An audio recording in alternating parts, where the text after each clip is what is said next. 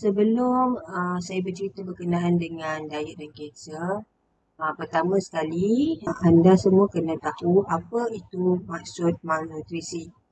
Okey, malnutrisi maksudnya ialah kekurangan nutrisi atau zat-zat makanan dan kehilangan otot yang diakibatkan oleh pengambilan tenaga dan protein yang tidak mencukupi dan perubahan metabolisme badan. Okey, malnutrisi ni biasanya boleh berlaku sebelum pesakit kanser memulai rawatan, dan kesannya kepada pesakit ialah ia boleh meningkatkan komplikasi rawatan, meningkatkan kemoterapi dan radioterapi toksisiti serta menyebabkan pengurangan kualiti hidup. Bila kita berkata berkenaan dengan kualiti hidup ialah ia berkaitan dengan fungsi badan anda, contohnya berjalan, berbual, berdikari, menjalankan aktiviti-aktiviti harian, yang mana bila berlakunya masalah malnutrisi, seseorang individu pesakit kanser yang mengalami keadaan malnutrisi ini akan mengalami pengurangan kualiti hidup. Maksudnya aktiviti harian dia akan terjejas, rasa letih, tidak bertenaga dan sebagainya. Rawatan kanser biasanya melibatkan beberapa jenis. Biasanya terdiri daripada pembedahan, kemoterapi dan radioterapi. Okay, pembedahan ni ialah pembedahan yang dilakukan untuk membuang sel-sel kanser yang ada dalam badan.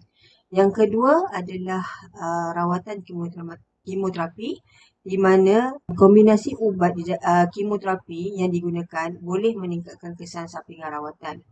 Okey, kesan sampingan rawatan ni contohnya adalah seperti penurunan berat badan, letih, sakit, kehilangan selera makan, kekeringan. Kekeringan ni maksudnya macam mulut boleh menjadi kering, dehidrasi ataupun kekurangan air dalam badan, cirit-berit, sembelit, dan ini semua bergantung kepada di mana lokasi rawatan kemoterapi itu diberikan. Okay.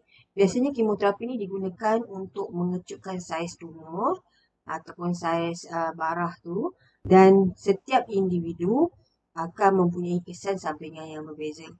Individu yang bernasib baik biasanya tidak mengalami sebarang kesan sampingan rawatan. Tetapi jika tidak, sekurang-kurangnya pesakit kanser yang menerima rawatan kemoterapi akan mengalami sekurang-kurangnya satu kesan sampingan.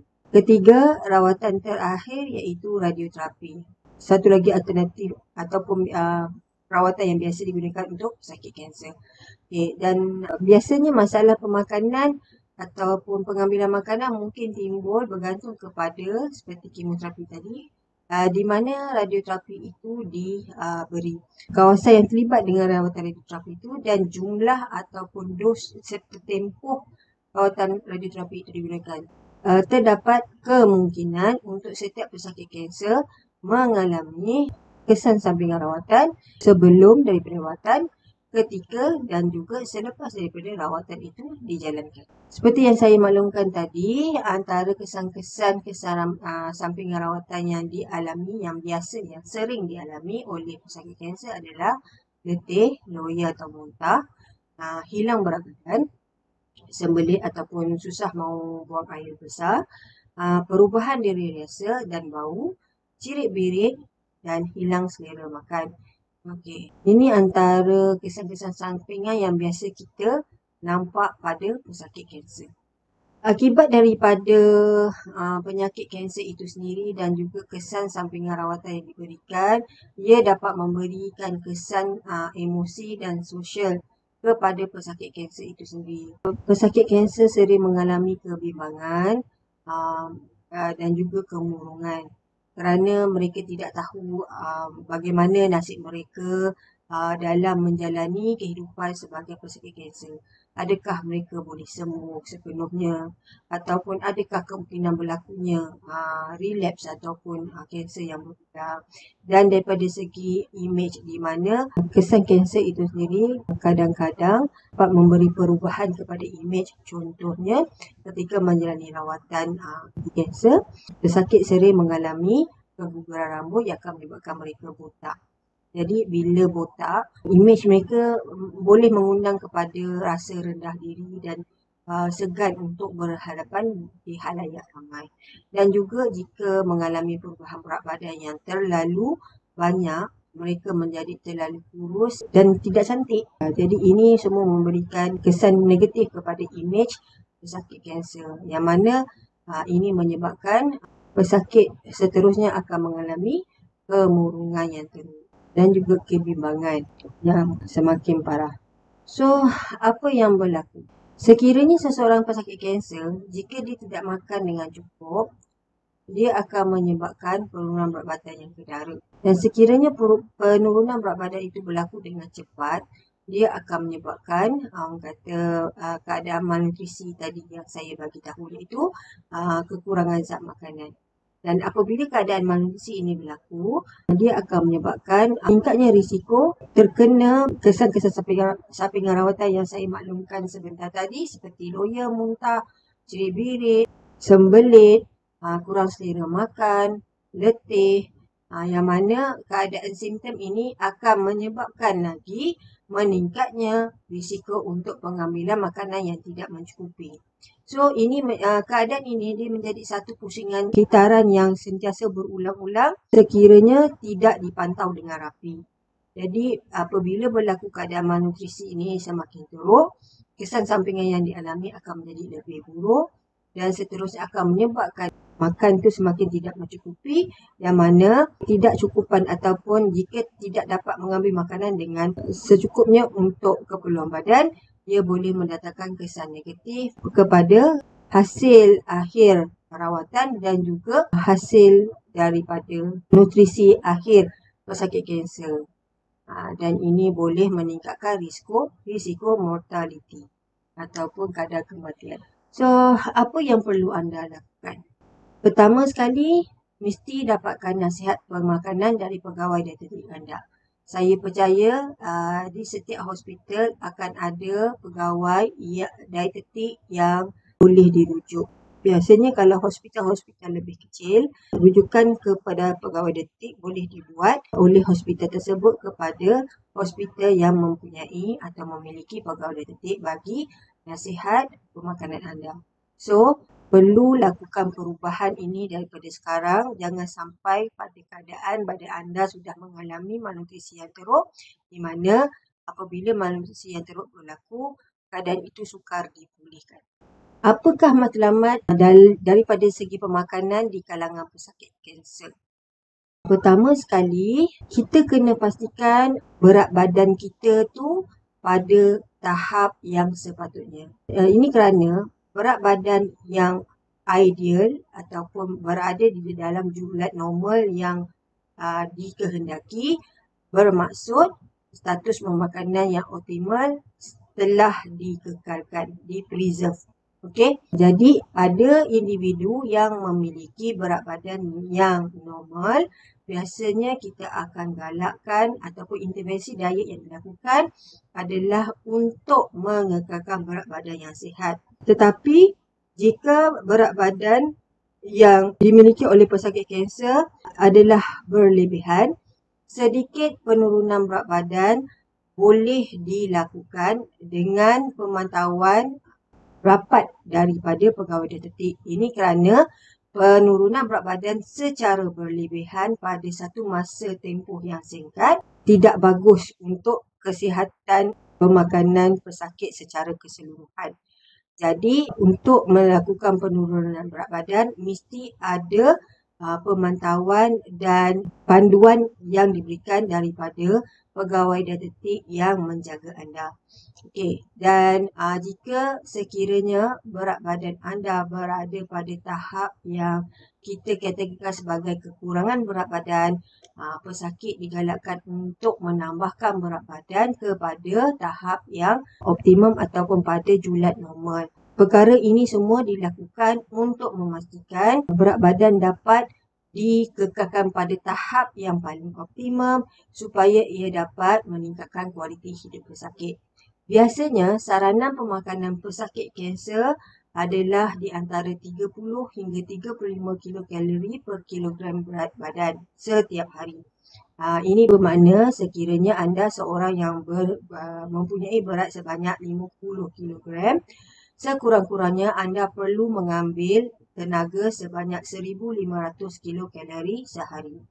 Dan keperluan protein anda sekurang-kurangnya adalah di antara 1.2 hingga 1.5 gram per kilogram per day.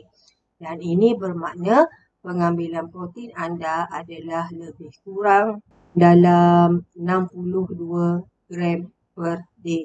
Dan 62 gram per day ini bersamaan dengan lebih kurang 3 ketul ayam hingga 4 ketul ayam sehari untuk diambil pada sepanjang hari. Jadi untuk mengetahui berapa banyak yang perlu anda ambil, anda perlulah mendapatkan nasihat pemakanan ataupun intervensi diet daripada pegawai dietetik di tempat anda. Dan kenapa berat badan ni amat dititik beratkan? Supaya ia dapat mengurangkan kesan sampingan rawatan, dan sekiranya berat badan itu dapat dikekalkan pada tahap yang paling optimum, ia juga mampu mengelakkan rawatan daripada terganggu atau ditangguhkan. Ini kerana penurunan berat badan bermaksud status nutrisi anda secara keseluruhan telah terjejas, dan ini akan mengakibatkan risiko rawatan yang diterima anda untuk merawat kanser boleh terganggu pada bila-bila masa, dan ini boleh memberi kesan kepada tahap keberkesanan rawatan itu terhadap kanser anda. Yang paling penting, prinsip pemakanan untuk pesakit kanser sebenarnya adalah cukup dan seimbang. Okey? Untuk cukup dan seimbang ni, actually setiap pesakit kanser dia kena tahu piramid makanan Malaysia. Okey, untuk piramid makanan Malaysia, sebenarnya kita ada 4 komponen makan yang utama, iaitu karbohidrat, sayur dan buah-buahan, protein serta lemak. Okey, di mana bagi piramid makanan yang terbaru selepas yang dikeluarkan pada tahun 2020, sayur dan buah-buahan telah diletakkan di bahagian aras paling bawah, yang mana ini menunjukkan pengambilan sayur dan buah-buahan adalah amat digalakkan kerana ia membekalkan vitamin, mineral, antioksidan dan serat. Yang mana vitamin, mineral, antioksidan ini adalah perlu untuk memastikan sel-sel karsinogenik dalam badan dapat dineutraliskan. Dan untuk pada aras kedua piramid makanan, terdapat sumber karbohidrat, iaitu sumber yang memberi tenaga kepada badan kita. Dan kena ingat, karbohidrat ni dia ada 2 jenis. Satu kita panggil karbohidrat kompleks dan ringkas. Okey, dua-dua ni dia membekalkan sumber tenaga. Cuma untuk pesakit kanser yang tidak mempunyai underlying disease ataupun tak mempunyai penyakit lain seperti kencing manis, darah tinggi, sakit jantung, pengambilan karbohidrat adalah dibenarkan untuk diambil berdasarkan kepada saranan yang terdapat dalam piramid makanan Malaysia.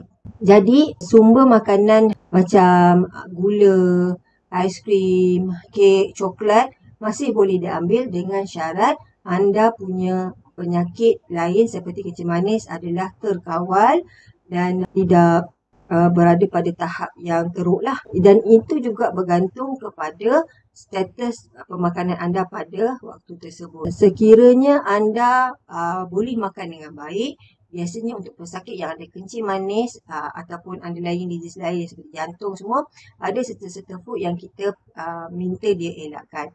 Tetapi pada keadaan ketika tahap pemakanannya tidak berada pada tahap yang baik, maksudnya dia tak boleh makan dengan banyak because of tak ada selera, makanan-makanan seperti yang manis macam aiskrim ke, gula ke, kuih-kuih manis, kadang-kadang kita allow untuk memastikan pesakit dapat makan dengan cukup.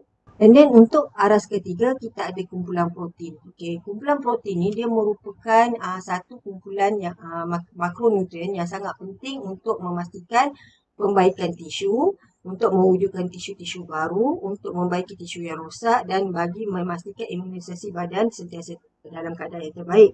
Okey, dalam pesakit kanser, biasanya imunisasi badan dia akan senang terjejas dan bila dia mudah mendapat jangkitan, dan kadang-kadang apabila dia orang melakukan rawatan, ada kala akan berlakunya luka seperti ulcer, mouth ulcer dalam mulut jadi yang mana benda ni sebenarnya berlaku kerosakan tisu. So apabila ini berlaku, protein amat diperlukan untuk memperbaiki tisu tersebut supaya dia mampu menyembuhkan luka itu dan meningkatkan imunisasi badan bagi melawan penyakit. Malangnya untuk pesakit kanser biasa makanan yang daripada sumber protein ni yang biasa dielakkan kerana tak ada sendiri.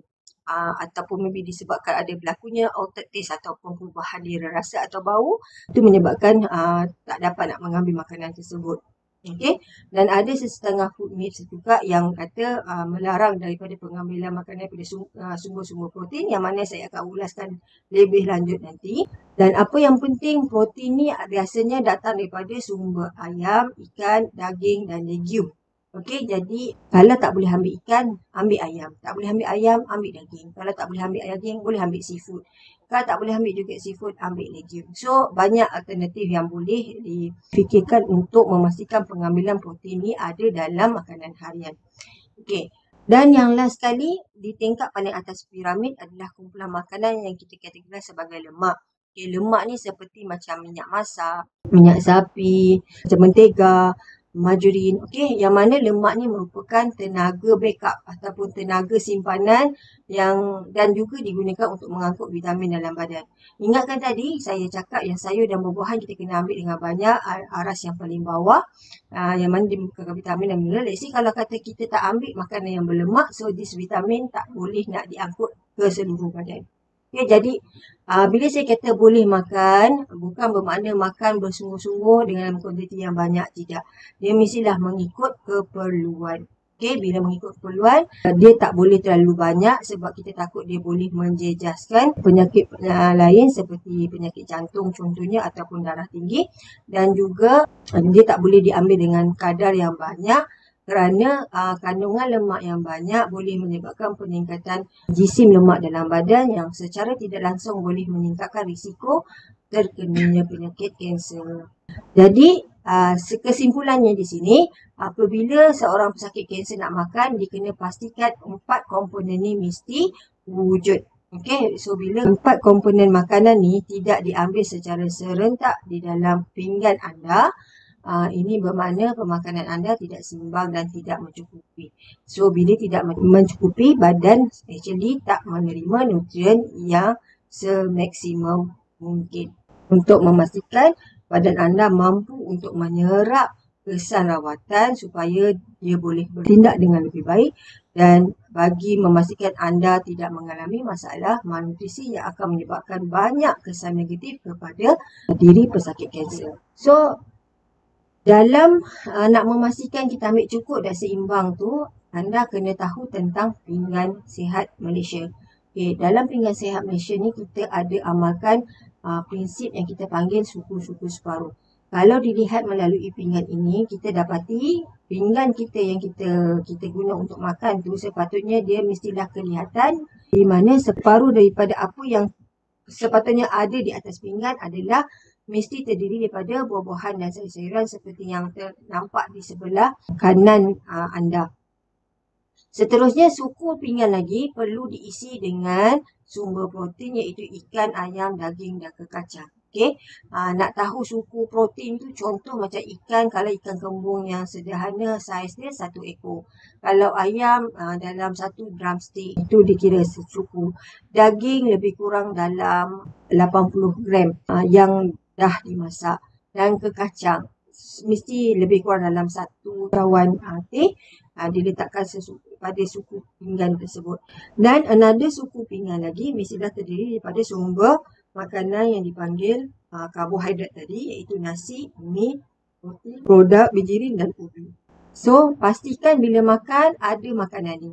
Jika tiada, maknanya ada satu yang tak cukup, itu bermaksud yang pemakanan anda tadi tidak seimbang dan cukup. So, ini adalah contoh-contoh apa yang perlu pinggan anda ada bila nak makan. Okay, nampak macam mana rupa bentuk yang dikatakan suku-suku separuh. So, biasanya bila kita ambil dalam banyak, orang kata berdasarkan kepada prinsip suku-suku separuh ni, dan anda boleh habiskan makanan tersebut, biasanya makanan tersebut telah membekalkan anda sekurang-kurangnya 400 kilokalori sekali makan. Ini adalah gantian untuk kumpulan karbohidrat. Okay? Gantian untuk kumpulan karbohidrat iaitu nasi, bihun, mi, kuih tiaw, makaroni, bubur nasi. Okey, menggunakan cawan yang sama, cawan teh yang biasa kita gunakan untuk minum teh yang cerlang tu. Untuk setengah cawan nasi, nilai kalori di dalamnya adalah bersamaan dengan setengah cawan bihun yang sudah direndam, setengah cawan mi kuning, setengah cawan kuih tiaw, setengah cawan makaroni dan satu cawan bubur nasi.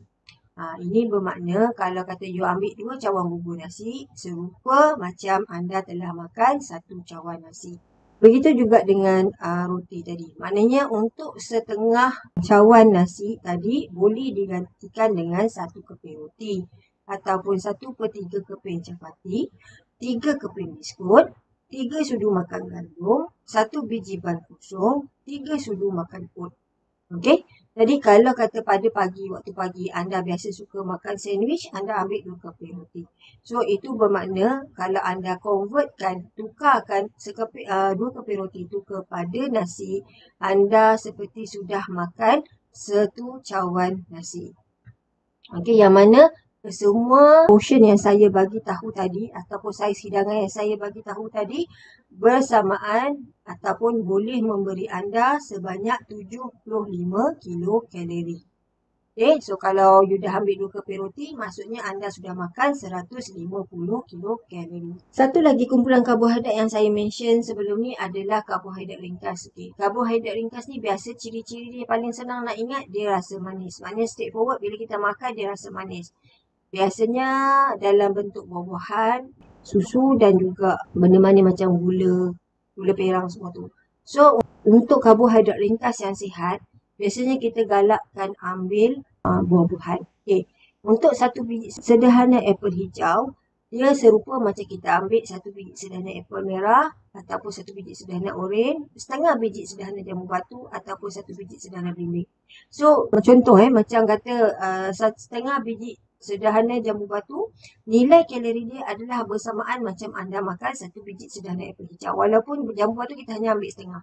Okay, faham Di mana setiap satu saiz hidangan yang saya maksudkan tadi, dia akan membekalkan sebanyak 65 kilokalori.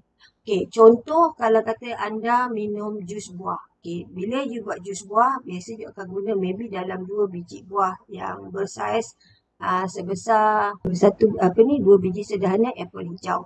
Okay, yang mana bila you blend, you jadikan dia jus, apa sahaja yang terhasil daripada 2 biji buah tu, maksudnya jus tu jumlah tenaga yang akan diberikan adalah sebanyak 130 kilokalori kerana dia bersamaan dengan 2 biji sederhana apple hijau yang anda guna tanpa kita letak gula. Ya. Ini adalah kumpulan protein. Okey, another supu pinggan tadi kan yang kita kata kita nak kena letak protein tu kan.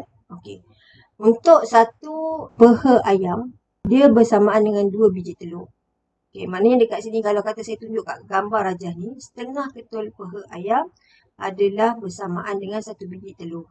Jadi kalau kata anda tak nak makan ayam, you nak gantikan dengan telur. Untuk supu pinggan, you kena ambil 2 biji telur rebus contohnya. Barulah dia menyamai macam you makan 1 ketul peha ayam. Kalau kata kita ambil bahagian isi, untuk setiap 1 ketul ayam tu kita boleh gantikan dengan 80 gram ayam. Kalau kata kita tak boleh nak timbang, kita boleh agak-agak lebih kurang dalam 2 saiz kotak mancis. Kalau ikan, sama juga setengah keping ikan. Maknanya itu sebab saya kata tadi, kalau kata kita nak makan untuk ekor ikan kembung saiz sederhana, so ambil seekor. Tak payah ambil sebelah je ke, separuh je ke. Ya, ambil seekor. So itu menyamai suku pinggan nasi. Macam tu juga dengan daging 40 gram. Kalau tofu tu dia tak penuh dia 3/4. Okey, kalau tempe bersamaan dengan 45 gram, 1 keping tempe 45 gram ataupun 2 keping cheddar cheese atau keju yang biasa yang dalam plastik. Biasa kita guna untuk masuk letak dalam sandwich apa semua. Okey. So kalau kata nak menggantikan 1 ketul ayam sebenarnya kena ambil 4 keping cheese. Setiap 1 ataupun setengah ketul peha dia akan provide lebih kurang 35 hingga 65 kilokalori untuk apa yang anda makan. So, kalau you ambil 1 ketul peha bersamaan dengan 130 kilokalori. Yang ni yang belum dimasak. Maknanya tak campur tenaga daripada minyak yang kita gunakan untuk masak tu ya. Untuk legium, kita boleh tengok gantian dia seperti tertera di slide, di mana untuk setiap satu exchange protein ataupun nak menyamai setengah ketupuha tu, untuk kacang kuda anda kena ambil setengah cawan. Untuk kacang dal setengah cawan juga. Kalau kacang hijau atau kacang merah yang belum direbus, anda kena ambil 3/4 cawan. And then sama juga dengan kacang panggang 3/4 cawan. Kacang tanah hanya 1/3. Untuk kacang soya pula adalah 2 cawan susu soya. Kalau fucuk kena ambil lebih kurang dalam setengah keping fucuk yang mempunyai berat sebanyak 16 gram. Dan kalau kita ambil macam kacang almond, kena ambil 20 biji. Maknanya bila you ambil 20 biji almond, serupa macam you makan setengah ketul peha ayam ataupun setengah ekor ikan. Macam tu. Jadi kalau kata anda seorang yang vegetarian, kerana macam legumes ni anda kena makan sebenarnya konsum dengan banyak untuk menyamai nilai protein yang diberi oleh sumber protein yang daripada haiwan seperti ikan, ayam, seafood tadi. So, untuk kita tambahkan protein, nak pastikan kita makan dengan cukup. Kadang-kadang bila ada kesan sampingan rawatan ni, pesakit kanser dia akan mengalami selera makan yang kurang. Jadi kadang-kadang dia hanya boleh makan makanan yang kata simple saja. Maksudnya dalam portion yang lebih kecil, yang kata lebih ringkas, kerana dia tak mampu nak makan dengan banyak. Jadi antara tips yang kita biasa galakkan kepada pesakit, contohlah jika pesakit seorang yang suka makan roti, dia boleh incorporatekan ambil roti tu menjadi satu sandwich. Okey, contoh dia boleh letakkan telur yang di-scramblekan dan diletakkan sebagai inti roti, ataupun dia boleh letak satu lapisan keju untuk dia tambah sumber protein dalam tu, dan dalam masa yang sama semasa breakfast dia boleh ambil segelas air susu, tak kisahlah susu soya ataupun susu full cream ke. Okay. Ataupun daripada mi yang kosong, dia boleh je letak hirisan ayam dan orang kata pecahkan telur untuk menjadikan kuah dia disaluti jaringan telur yang halus. Jadi dia boleh kata mi tu nampak lebih orang kata nutritious. Okay. Juga instead of dia boleh dia makan nasi kosong, maybe dia boleh gorengkan nasi tu, tambahkan, pecahkan telur di dalam nasi goreng tu dan tambah sumber-sumber protein lain macam tahu ke ataupun tempe ke, ataupun dia boleh goreng telur sebiji untuk dimakan bersama-sama dengan nasi goreng tersebut. So, di dalam slide di depan adalah contoh menu seharian anda yang sepatutnya anda ambil ketika makan tengah hari dan makan malam. Okay, dia tak boleh just ambil nasi kosong saja. Jadi, you kena pastikan disertakan dengan nasi, ayam, ikan dan sayur-sayuran. Okay, sumber protein lah, sumber protein. Maknanya mesti base kepada pinggan sihat tadi. Kalau nak makan western pun tak ada masalah, jenis-jenis diet western, tapi pastikan 4 item tadi tu mesti ada, iaitu sumber karbohidrat, sayuran dan juga buah-buahan serta protein. Makanan tradisional orang Melayu pun ada juga kan, macam kata capati ke, naan ke, okay? Instead of just kosong, maybe boleh ambil naan cheese ke, lepas tu cicah dengan kuah dal yang mana itu memberi sumber protein dan juga karbohidrat, serta boleh tambah orang kata telur dalam makanan yang you makan. Jadi persoalan yang pertama, cukup ke kita minum susu saja untuk gantikan protein? Tak, ya. Sebab kalau kata just susu sahaja, tapi anda boleh ambil makanan-makanan lain dengan baik. Contohnya boleh habiskan nasi, boleh habiskan ikan, boleh habiskan sayur ketika anda makan. You just nak ambil susu, after that untuk tambah protein, tak ada masalah. Tapi kalau you tak boleh buat tu, maknanya nasi pun makan setakat 2-3 sudu. Ikan ayam maybe you setakat cubit 2. Okay, better you change into jenis yang tinggi kalori, tinggi protein seperti maybe overnight oats yang ada susu, ada karbohidrat, ada buah-buahan, sayuran ke kacang. Okay. Ataupun cukup ke kalau kita nak makan macam makanan tradisional biasa kita, lempeng ke cekodok macam yang kosong macam tu, tidak. Tambahkan protein dalam tu. Macam yang kita dah bagi tips tadi, tambahkan telur, tofu, dalam macam mi rebus, dalam mi kari untuk orang kata tambahkan protein anda. Macam dalam lempeng tu kita boleh letak cheese, okay, untuk tambahkan sumber protein. Roti ban kosong saja tak boleh, ya. Maknanya roti ban tu maybe kita tambahkan dengan orang kata kita minum susu Plus kita ambil ke kacang, macam kacang kuda untuk macam jadikan kudapan. Ini sebagai supaya kita dapat top up, tambah tenaga ataupun pengambilan harian kita. Okey, berkait dengan mitos makanan, antara mitos yang biasanya kita dengar adalah pesakit kanser tidak boleh mengambil roti disebabkan oleh dalam roti terdapatnya kandungan yeast yang mana yeast ini boleh merangsang pembiakan sel kanser. Untuk pengetahuan semua, fakta ini adalah tidak benar, salah sama sekali. Okey, ikutkan tak ada masalah untuk seorang pesakit kanser mengambil roti dan tidak terbukti langsung yang yeast itu boleh menyebabkan perkembangan sel-sel kanser. Jadi, tak ada masalah untuk mengambil roti dalam pengambilan diet harian anda. Sebab kalau benar roti itu boleh menyebabkan kanser, maknanya penduduk seluruh dunia ni akan kena kanser dah. Right. Yang kedua, anda tidak dibenarkan mengambil daging merah. Okey, ini pun tidak benar. Daging merah ni sebenarnya dikaitkan dengan peningkatan risiko kanser seperti kanser prostat di kalangan orang lelaki. Yang mana memang terdapat kajian yang telah menunjukkan kaitan antara pengambilan daging merah dengan kanser tersebut. Okey, tapi sebenarnya daging merah ni bukanlah langsung tidak boleh diambil. Ini kerana daging merah itu sendiri ada nutrien yang diperlukan untuk memastikan kesihatan badan tu secara optimum, especially di dalam orang-orang yang mengalami kekurangan darah. Daging merah ni dia mempunyai zat-zat besi yang sangat bagus untuk menghasilkan untuk badan gunakan bagi penghasilan darah merah. Yang mana darah merah ni merupakan satu pengangkutan yang sangat penting bagi mengangkut segala zat makanan seperti vitamin, mineral, kalori, protein untuk fungsi-fungsi badan seharian. Dan ikutkan saranan untuk pengambilan daging merah ni sebenarnya adalah sebanyak 500 gram seminggu.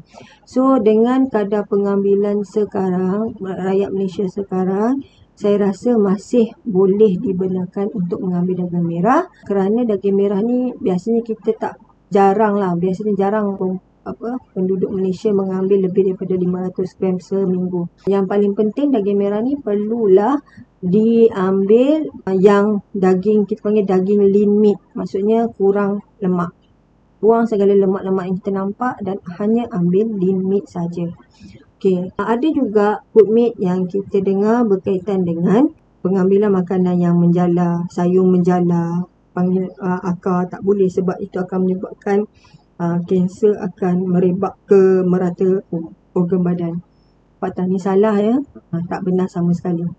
Itu lebih kepada kepercayaan dan tiada bukti saintifik klinikal yang mengatakan kalau yang ambil sayur menjala macam pegaga ke, sayur yang ialah akar menjala ataupun sayur menjala sendiri, makanan menjala sendiri macam ubi kayu ke apa, yang menyebabkan meningkatnya kanser itu ataupun kanser itu menjadi lebih teruk. Tak ada kajian klinikal lagi. Okey, bagaimana pula dengan pengambilan susu dan juga pengambilan susu soya? Pun sama juga, sebenarnya tak ada keperluan untuk anda elakkan makanan-makanan ini.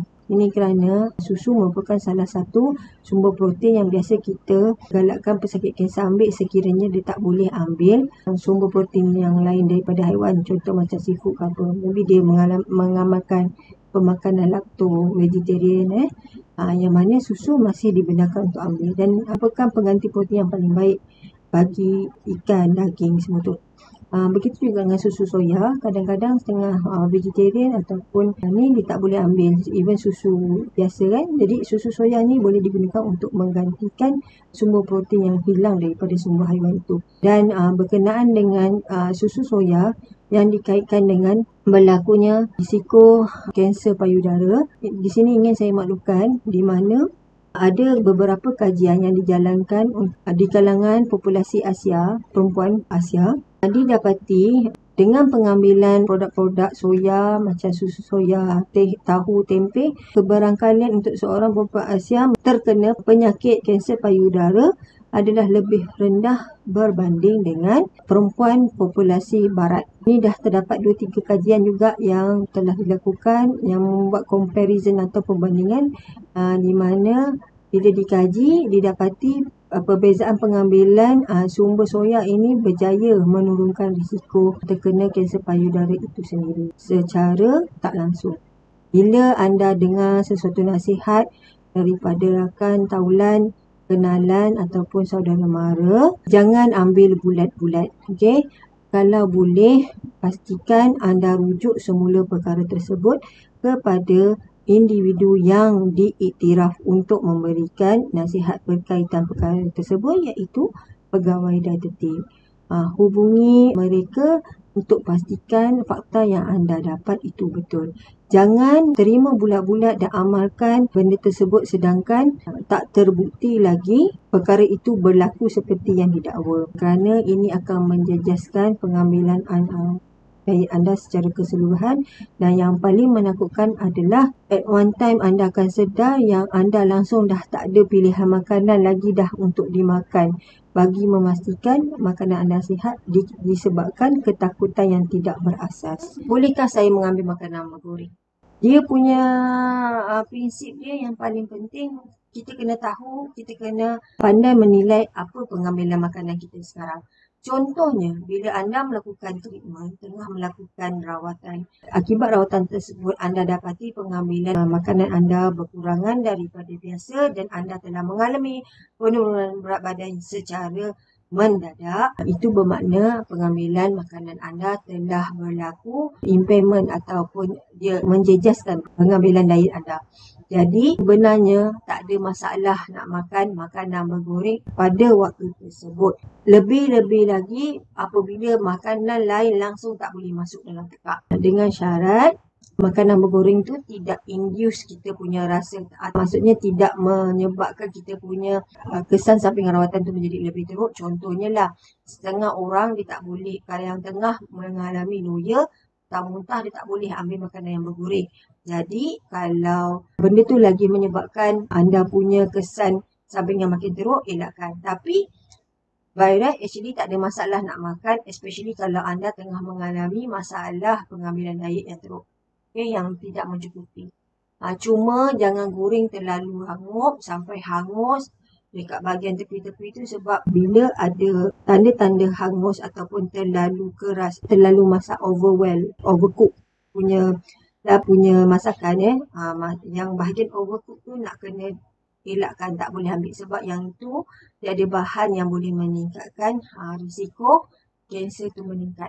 Yang kedua, makanan yang perlu dielakkan, contohnya processed food, junk food. Dan bila kita cakap pasal processed food ni, biasanya kita maksudkan kepada makanan-makanan yang ditinkan, dipaketkan, lebih kepada nilai nutrisi yang tak berapa seimbang lah.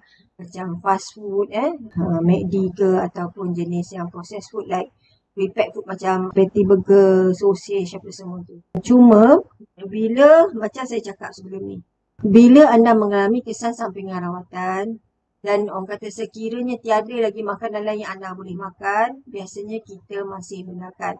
Tetapi kiranya pemakanan anda, pengambilan diet anda adalah bagus, anda boleh makan benda lain dengan baik, kerana makanan ni perlu dielakkan sebab makanan ini mengandungi kandungan lemak yang sangat tinggi. So apabila lemak itu tinggi, maknanya ada ekstra tenaga, yang mana saya takut tenaga ini tidak akan digunakan, kerana kadang-kadang kita ni orang Malaysia dia tak cukup aktif. Bila tak cukup aktif, badan kita tak akan gunakan tenaga ni untuk ditukarkan sebagai gula untuk menjalani aktiviti harian. So bila ada tenaga yang berlebihan, dia akan convert tenaga ni, tukar tenaga ini kepada lemak yang akan disimpan dalam badan. So setiap peningkatan jisim lemak dalam badan boleh mengakibatkan atau meningkatkan risiko terkenanya kanser. So bagaimana kita nak mengatasi gejala kesan sampingan rawatan? Contoh, instead of kita ambil makanan yang terproses, maksudnya yang macam pack banyak apa semua tu, better kita ambil makanan segar. Makanan segar ni maksudnya macam kita masak, kita beli makanan bahan tu daripada pasar, kita masak terus makan. Bukannya benda yang kita dah simpan. So let's say benda ni biasanya untuk orang kata kalau anda mengalami sakit di dalam mulut, dalam lidah macam ada otter, So, makanan yang segar tu lebih membantu untuk meningkatkan toleransi. Ataupun anda boleh juga guna perisa semula jadi, bukan Ajinomoto perisa semula jadi ini macam apple vinegar, limau, asam jawa untuk meningkatkan rasa masam. Sebab apa? Masam tu boleh memperbaiki rasa yang teruk tu. Okay, kita perapkan makanan. Ataupun bila nak masak tu kita perap dulu dengan orang kata rempah-rempah ratus ke apa yang kita suka, especially kalau kita peram dengan limau ke apa kan. So biar makanan tu rasa dia lebih enhance, jadi you punya rasa sakit tu dia boleh dikurangkan. Sebelum makan tu pastikan kumuh, cuci mulut kita tu sebelum makan dan selepas makan menggunakan satu sudu makan baking soda, kacau, kumuh, and then makan. Lepas tu bila habis makan buat balik semula macam tadi dan kumuh. Ini bagi mengelakkan mulut tu menjadi lebih sakit lah. Okay. Satu lagi, suhu makanan yang dibenarkan adalah bukannya terlalu panas dan juga bukanlah terlalu sejuk. Dan dia bergantung kepada toleransi pesakit. So, kalau anda boleh makan dengan suhu yang lebih sederhana, makan. Kalau you prefer cold, ambil yang cold. So, dia bergantung kepada toleransi makanan anda. Dan jangan lupa untuk berus gigi untuk setiap kali selepas makan bagi mengelakkan terjangkitan dalam mulut yang sakit itu. Sekiranya anda mengalami loya, apa yang anda kena elakkan? Jangan ambil makanan yang berminyak atau pedas. Macam saya cakap tadi juga, ada setengah orang dia okey je. Ada setengah orang yang bila dia makan benda yang berminyak atau pedas, dia lagi induce loya. So, better elakkan. Kena ambil makanan yang rasanya lebih hambar dan kering untuk mengelakkan aroma tu merangsang diri loya tu. Ambil masa baring selepas 30 minit. Penting lepas makan, jangan terus baring. Okay, ambil masa dulu selepas 30 minit baru anda baring sebab kita takut dia regurg balik, maknanya balik semula ke atas. Kita prefer kalau anda dapat ambil makanan yang lebih lembut, kecil dan lebih kerap untuk mengelakkan daripada kuantiti makanan yang banyak yang keras akan induce atau merangsang rasa loya tu. Okay, kadang ada setengah orang dia boleh loya disebabkan oleh bau kuat makanan. Okay, so untuk memastikan benda ni tak berlaku, pastikan bila masak cuba masak di tempat yang asing ataupun jika anda duduk di satu rumah, anda duduk di dalam bilik dan kunci pintu supaya anda tidak terbau-bau masakan tersebut. Okay, so apabila makanan telah menjadi pada suhu ambient ataupun dia punya asap ataupun aroma tu dah tak keluar, baru anda makan. Jangan terus kata selepas masak, masa asap tengah banyak keluar, anda turun dan terus rasa loya sebabkan bau masakan tu. Jadi bila loya anda terus tak nak makan, menyebabkan pengambilan makanan tidak mencukupi. Dan salah satu cara lagi nak menghilangkan loya, boleh je ambil gula-gula yang mempunyai perisa halia ataupun peppermint untuk mengurangkan rasa loya tersebut. Bagaimana jika anda mengalami suka menelan? Kat sini kena pastikan tekstur makanan tu you kena pasti which one yang rasa anda boleh tolerate. Okay, maybe daripada makanan yang keras anda kena bertukar kepada makanan yang rasanya lembut. Contohnya macam biskut keras tadi, maybe anda boleh makan biskut juga tapi you kena lembutkan dalam air.